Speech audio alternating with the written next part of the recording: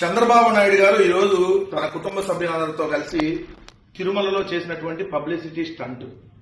ఎందుకంటే చంద్రబాబు నాయుడు గారు ఆ కలియుగ ప్రత్యక్ష దైవం వెంకటేశ్వర స్వామి మీద లడ్డూలో పంది కొవ్వు, గొడ్డు కొవ్వు, బాత్రూమ్ యాసిడ్, ఏదైతే చేప నూనె, ఇలా ఇష్టం వచ్చినట్టుగా నోటికి ఏదొస్తే అది ఒక ఉన్మాదిలాగా తిరుమల వెంకటేశ్వర స్వామి లడ్డు మీద చంద్రబాబు నాయుడు గారు మాట్లాడినటువంటి మాటలు.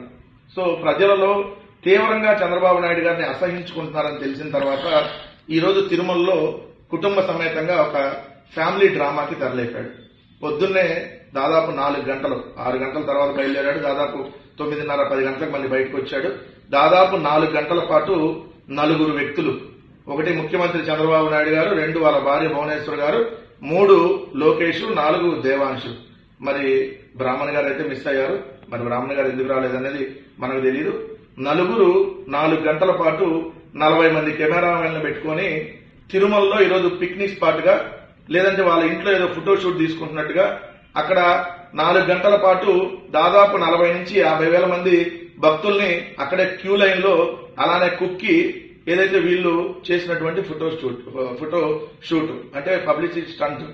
మరి ఏంటో ఆ ఫోటో షూట్లు ఏంటో, అది తిరుమల దేవాలయం అనుకుంటున్నారా, లేదా ఇంకేమన్నా, లేదంటే మీ ఇంట్లో ఏదన్నా గార్డెన్ లో తీసుకుంటున్నట్టుగానా, లేదంటే మీ ఇంట్లో ఏదో కెమెరామెన్ పెట్టి తీసుకుంటున్నట్టుగా 4 గంటల పాటు మహాద్వార దర్శనం ఎందుకు పెడతారు చంద్రబాబు నాయుడు గారు? మహాద్వార దర్శనం ఏదైతే రాజ్యాంగబద్ధ పదవుల్లో ఉన్న వాళ్ళకి ఎందుకు కల్పిస్తారు?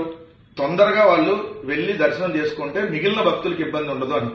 కానీ మీరు మాత్రం ఏదైతే భక్తులు వచ్చేటటువంటి లైన్లోనే వచ్చామని చెప్పి పబ్లిసిటీ చేసుకోవడం కోసం ఈరోజు 4 గంటల పాటు నరక యాతన. అంతకుముందు కూడా మీరు గోదావరి పుష్కరాల్లో ఇలానే చేశారు.